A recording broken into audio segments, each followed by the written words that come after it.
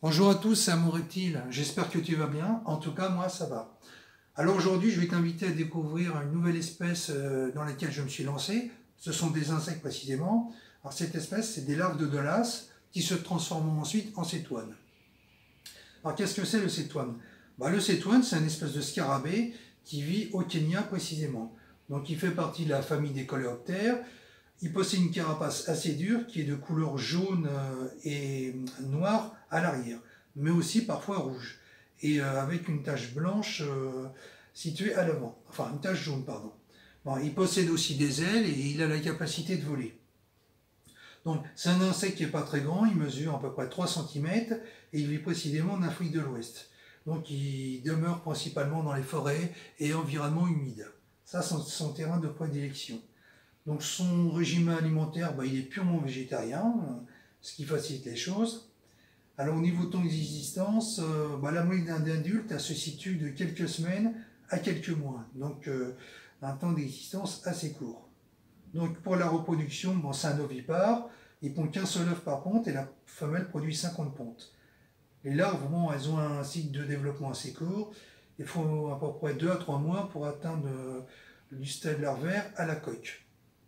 Donc ce n'est pas une espèce très difficile à élever et les larves sont assez résistantes quant aux variations de température et d'hygrométrie. Donc je vais te montrer ça d'un peu plus près. Donc là j'ai enlevé le couvercle. Je vais te les déterrer un peu pour que tu vois comment ça se présente. Bon, si j'y arrive, elles sont bien cachées les coquines.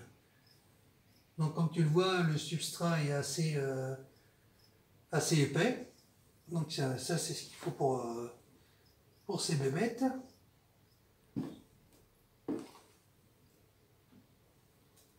Ah voilà. Voilà, je te montre quelques-unes qui sont cachées. Voilà. Hop, tu vois. Alors je ne vais pas toutes les déterrer, juste te montrer quelques-unes, tu vois. Donc comme tu le vois, elles font à peu près 3 cm, elles sont de bonne taille. Donc elles sont bien vivantes, donc j'évite de mettre ma main parce que c'est qu'elles mordent. Donc je vais t'expliquer comment je m'y suis pris pour l'élevage. Donc pour l'élevage, il ne faut pas se prendre la tête. Soit tu prends un terrarium, ou mieux tu prends une boîte en plastique qu'on vend dans les magasins de bricolage. Donc une boîte en plastique de 50 à 30 cm par exemple, ça peut être plus. Et ça fait très bien l'affaire pour l'élevage d'une douzaine d'individus. Donc évidemment, dans la boîte que tu utiliseras, tu prendras soin de faire une aération, voire plusieurs, pour éviter que l'air ne stagne et qu'il y ait trop de condensation, ce qui ne serait pas bon pour les larves. La boîte, évidemment, tu la nettoieras avant de l'utiliser.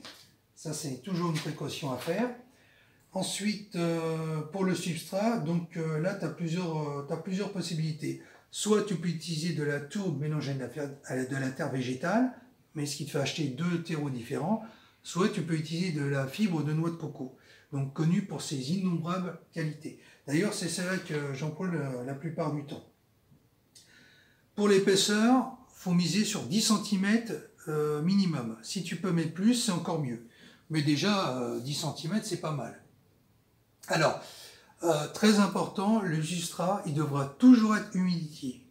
Ça, c'est très important qu'il soit humidifié en permanence. Attention, pas détrempé, il ne faut pas que ça soit de la gadoue, mais toujours humidifié.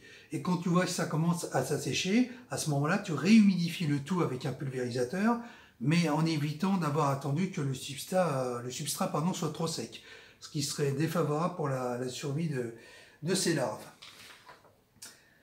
Ensuite, alors, pour le chauffage, là, il n'y a pas à prendre la tête, tu as plusieurs possibilités. Donc, soit tu as une température ambiante qui est assez généreuse, donc suffisante, donc dans ce cas-là, tu n'as pas besoin de mettre de chauffage. Soit tu peux mettre une ampoule de 30 watts, ce qui est très bien, soit une ampoule UVB, comme celle-ci que j'ai, ou alors soit tu peux utiliser un autre moyen, c'est de mettre un cordon chauffant, ou alors de mettre une plaque chauffante, dans les 2 cas de 25 watts, ce qui est très bien pour ce type de boîte. Alors très important, le cordon chauffant et la plaque chauffante, tu ne devras jamais les mettre en dessous, mais sur le côté ou sur le dessus. C'est comme sur les reptiles, la chaleur doit toujours provenir du haut vers le bas. Comme dans la nature, c'est une règle immuable. Ça dessus, il ne faut pas y déroger. Alors, pour la température, c'est simple. Il faut compter à peu près entre 24 et 25 degrés, ce qui est très bien. La température va baisser la nuit du fait que la lumière va s'éteindre. Dans ce cas-là, ça retombera à peu près à 21 ou voire 20 degrés, ce qui est très bien, quoi. Et pour le taux d'humidité, il faut compter 70 à 80% d'humidité. Mais pas plus, hein, sinon après c'est saturé. Donc, ce que je voulais te dire aussi par rapport à ça, il ne faut pas aller au-delà de 25 degrés. Parce que si tu vas, je ne sais pas, vers 28 degrés, le problème c'est que le métabolisme va être boosté, donc ils vont grandir plus vite, mais ils vont vieillir plus vite et ils vont mourir plus vite, comme toute autre espèce animale. Donc, vaut mieux éviter d'avoir des plages de température trop élevées. Alors, pour contrôler tout ça, pour surveiller tout ça, moi j'utilise un contrôleur, ce que j'utilise déjà pour mon terrarium avec ma Ceratophrys. Donc là, ça m'indique 22 degrés et 95% d'humidité, sachant que ça va un peu retomber la nuit, donc c'est très bien. Ça me permet de surveiller tout et de voir s'il y a quelque chose qui cloche. Donc ça me permet vraiment d'avoir un meilleur œil sur ça et de pouvoir intervenir s'il y a un problème. Alors ensuite, ce que je voulais te dire d'autre... Ah oui, alors au niveau de la nourriture. Alors au niveau de la nourriture, c'est très simple. Les larves, elles se nourrissent de bois mort. Donc, elles vont se nourrir du substrat dans lequel je les ai mises. Par contre, les adultes, à l'inverse, eux, ils vont manger des fruits mûrs. Donc des bananes, des pommes, des poires. Bon, c'est pas une liste exhaustive. Ils ont aussi une préférence pour les fruits un peu pourris. Alors, si cette espèce te passionne et que tu veux te lancer dedans, moi je te file un tuyau. Quand tu veux les acheter dans le commerce, tu as deux possibilités. Soit tu achètes un cétoine adulte, que tu vas payer à peu près 2 à 3 euros. Donc si tu veux en acheter plusieurs, ça va vite grimper.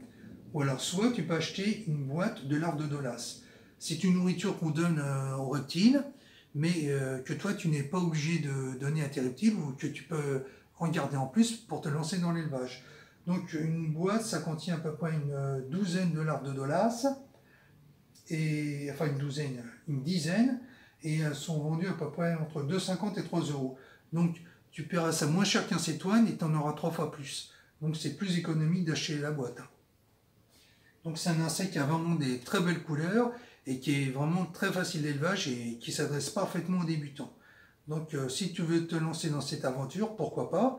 Moi je t'y encourage et là je viens de commencer l'élevage tout récemment. Donc je vais suivre ça de près. Je te ferai d'autres vidéos dessus pour voir l'évolution de leur développement. Et je te tiendrai au courant pour voir comment ça se passe au niveau transformation, cocon, éclosion. Voilà, écoute, on arrive à la fin de la vidéo, j'espère que ça t'a plu. Si c'est le cas, n'hésite pas à mettre un like, à t'abonner, à commenter, à partager. Et moi, je te dis à très bientôt. Bye bye!